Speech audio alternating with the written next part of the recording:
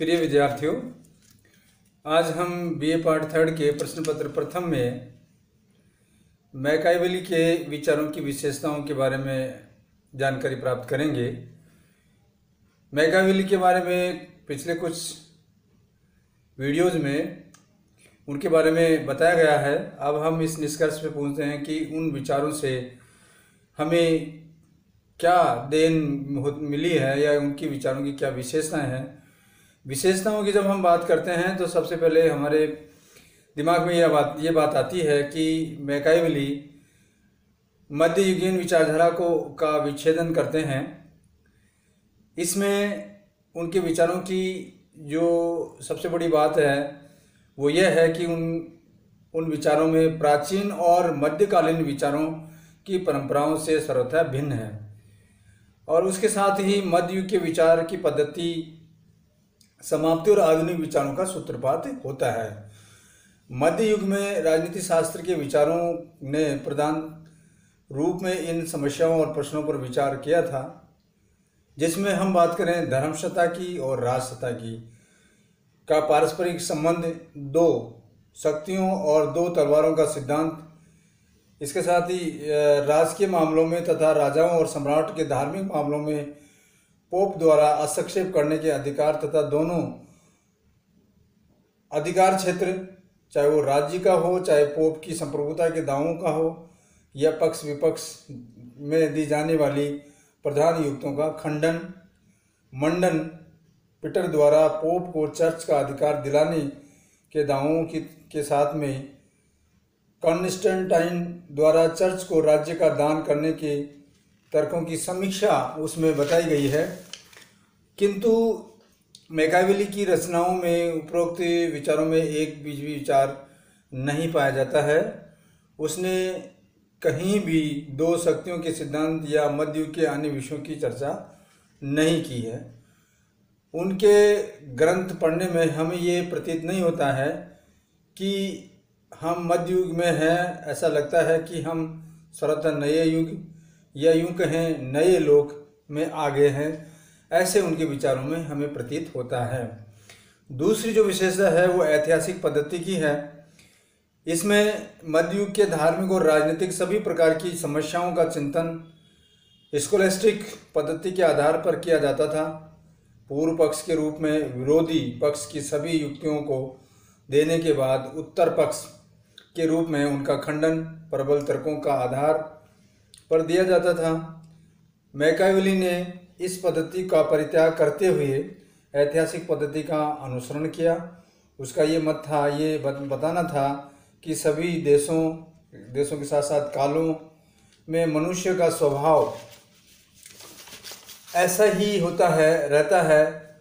वह एक ही प्रकार के उद्देश्यों से संचालित होता है तथा उनकी एक ही प्रकार की समस्याओं का समाधान भूतकाल के गंभीर अनुशीलन से हो सकता है और उसके आधार पर आगे होने वाली घटनाओं के संबंध में भविष्यवाणी भी की जा सकती है।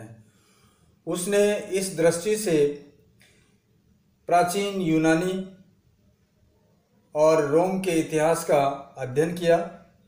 लिवी के रोमन इतिहास विषय के सुप्रसिद्ध ग्रंथ पर व्याख्या लिखी और प्रिंस में अपने प्रत्येक मंतव्य को रोम और यूनान के प्राचीन इतिहास के उदाहरणों से पुष्ट किया। मैकियावेली ने अपने समय की परिस्थितियों को देखते हुए पहले से कुछ सिद्धांत निश्चित कर लिए हैं और उनके समर्थन के लिए प्राचीन इतिहास के प्रमाणों को वो ढूंढता है कि किस प्रकार के प्रमाण इसमें मिलते हैं। अब हम बात करते हैं उनके विचारों की तीसरी विशेषता की। उसमें संकीर्ण दृष्टिकोण केवल शासन का प्रतिपादन करता है, या यूं कहें कि केवल शासन कला का प्रतिपादन करता है।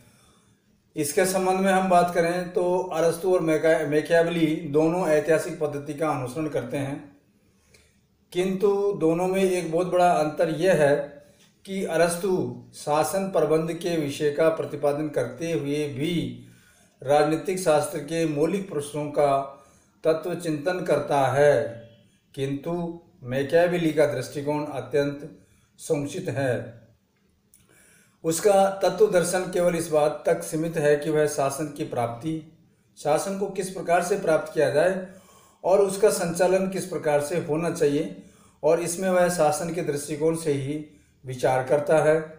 उसके प्रिंस में इस बात का प्रतिपादन है या बताया गया है कि किसी व्यक्ति को किस प्रकार के उपायों से राज्य लेना चाहिए और उन विधियों से उसका दृढ़ और विस्तृत बनाया जाना चाहिए।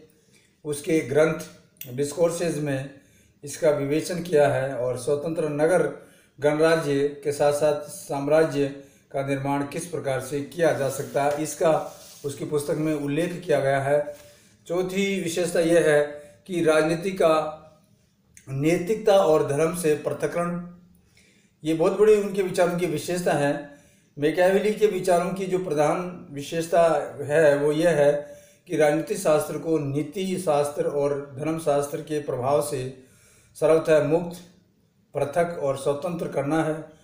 उसने अपने विचारों को राजनीतिक चिंतन के में धर्म को अनुप्राणित किया था, किंतु मैकियावेली मध्य युग का पहला ऐसा विचारक है जिसने राजनीति में स्पष्ट रूप से नैतिक सिद्धांतों को तिलांजलि दी है। धर्म को धत्ता बताते हुए अर्धचंद्र देकर उसे इस क्षेत्र में प्रभुसत्ता के पक्ष से वंचित किया है। वह किसी जिसकी लाठी उसकी भैंस का सिद्धांत का प्रतिपादन किया है, और साथ में ही वो कहता है कि शक्ति और सत्ता प्राप्त करने और सुदृढ़ बनाने के लिए सब प्रकार की अनीति, अधर्म, कुकर्म, पाप, विश्वासघात, हत्या, हिंसा और क्रूरता, सब प्रकार के ये जो कार्य हैं वो जायज़ बताए गए हैं। मैकियावेली के विचारों की अन्य विशेषता की जब हम बात करते हैं तो बुद्धिवाद और व्यक्तिवाद है। उसने पहले राजनीति के सब प्रश्नों का निर्धारण प्रमाणवाद तथा बाइबिल या यूँ कहें कि ईसाई धर्माचार्यों के वचनों के आधार पर से ही सब प्रश्नों पर विचार करना शुरू किया, और साथ में वह व्यक्ति के साप्ताहिक अधिकारों का भी प्रबल समर्थक करता है। इन विशेषताओं के बाद में हम उन मैकियावेली के उन विचारों में दोषों की बात करेंगे जो उस विचारधारा में दोष बताए गए हैं। दोषों की जब हम बात करते हैं तो सबसे पहला दोष ये पाया जाता है कि उनका जो दृष्टिकोण है वो एकांगी दृष्टिकोण है। मनुष्य में देव और दानव दोनों के ही अंश होते हैं, किंतु दानवीय अंश को प्रधानता देते हुए उसने मानवीय या दिव्यांश की उपेक्षा की है कि ऐसा नहीं है, उसमें इनकी अनदेखी की है, उसकी इच्छाओं की ओर दृष्टिकोण नहीं गया है। दूसरा जो दोष है वो धर्म और नीति की ओर उपेक्षा की बात करता है। वह इनका उपयोग उस हद तक वांछनीय समझता है जहाँ तक कि यह राजा के लिए या राज्य के लिए उपयोगी हो। इटली के उस समय वातावरण के कारण उसका दृष्टिकोण इतना सीमित और मर्यादित हो चुका था कि वह मानव समाज में धर्म और नीति को सही महत्व आकलन में सर्वथा वो असमर्थ था। तीसरा दोष ये था कि ऐतिहासिक पद्धति का गलत प्रयोग किया। ये भी दोष है कि उसने भूतकाल के इतिहास के निष्पक्ष और तुलनात्मक अध्ययन के आधार पर अपने मंतव्य एवं सिद्धांतों को निश्चित नहीं किए, किंतु उसने अपने अनुभव के कुछ सिद्धांत निश्चित करने की पुष्टि करने के लिए उसने इतिहास के उदाहरण ढूंढे हैं। पांचवा जो दोष है वो यह है कि राजनीति शास्त्र के मौलिक प्रश्नों की उसने उपेक्षा की है। उसने अपने दोनों ग्रंथों यानी प्रिंसेस और डिस्कोर्सेज में राज्य के स्वरूप के उद्देश्य एवं शासन के विभिन्न अंगों के पारस्परिक संबंधों पर कोई प्रकाश नहीं डाला है। वह राज्य विषयक आधारभूत तत्वों, प्रश्नों या इसके संबंध में सर्वथा वो मौन रहता है, कुछ नहीं बताता है। उनका जो प्रिय पुस्तक है या फेमस पुस्तक है प्रिंस, उसके मुख्य रूप में इस बात की चर्चा करता है कि राजा राज्य को किस प्रकार से हस्तगत करे, अपने अधीन बनाए, अपनी सत्ता सुदृढ़ बनाने के लिए किन किन उपायों का अवलंबन करें, और साथ में ही वह अपने प्रदेश की वर्दी और संरक्षण कैसे करें। डिस्कोर्स में ये भी बताया गया है कि गणराज्यों द्वारा प्रादेशिक विस्तार और संरक्षण एवं इसके साथ साथ वो जो सुरक्षित रखने के उपायों का वर्णन करा है कि किस प्रकार से राज्य सुरक्षित रह सकता है, इसकी बात करता है। इसके साथ ही अगर हम बात करें कि आधुनिक राजनीति के जनक के रूप में या पिता के रूप में मैकियावेली की क्या देन है, उन्होंने क्या दिया है, इसके संबंध में अगर हम बात करें तो मैकियावेली को आधुनिक राजनीति विज्ञान का जनक या यूं कहें कि पिता कहा गया है।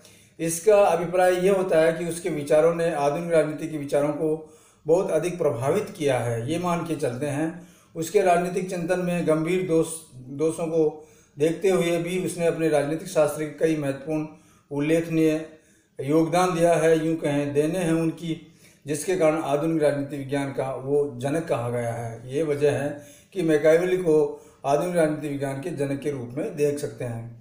उनके विचारों में क्या देन मिली है, अगर हम स्पष्ट रूप से या हम संक्षेप में कुछ बात करें तो हम ये कह सकते हैं कि उनके विचारों में धर्मनिरपेक्ष राजनीतिक शास्त्र की देन दी है। उसकी सबसे पहली जो राजनीति और धर्म और नीति शास्त्र के संबंध में विच्छेदन करने की बात वो कहता है, उससे पहले धर्म न केवल राजनीति से संयुक्त था किंतु कई बार उस पर हावी भी हो सकता था। उसने सर्वप्रथम धर्म को निरपेक्ष और राजनीतिक शास्त्र को जन्म देने की वो बात उसमें कही गई है। दूसरी अगर हम बात करें उसके देन की तो व्यक्तिक और सार्वजनिक नैतिकता में वो भेद की बात करता है और दोहरी नागरिकता का मानदंड अपनाता है।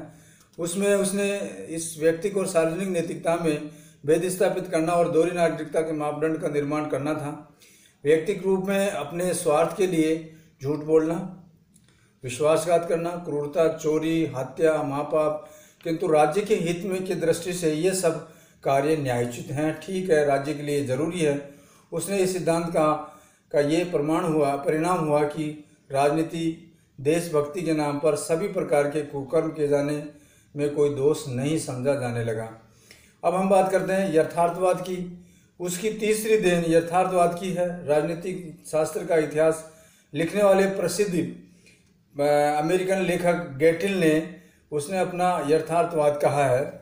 पहला यथार्थवाद कहा है वह विश्वास करता है था कि राज्य की सत्ता केवल अपने के लिए ही है, इसे केवल अपने संरक्षण और संवर्धन के लिए सभी प्रकार के साधनों का प्रयोग करने का अधिकार है। और इसके साथ ही उसने अपने यथार्थवाद और के कारण राजनीतिक अध्ययन का कोई नई दिशा के रूप में हम उसको देख सकते हैं कि उन्होंने नई दिशा दी है।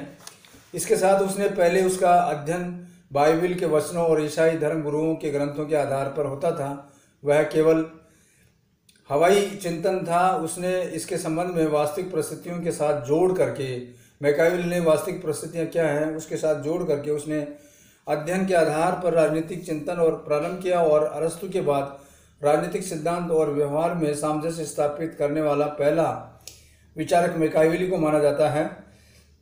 चौथा जो देन थी वो राज्य में प्रभुसत्ता पर विचार की बात करते हैं।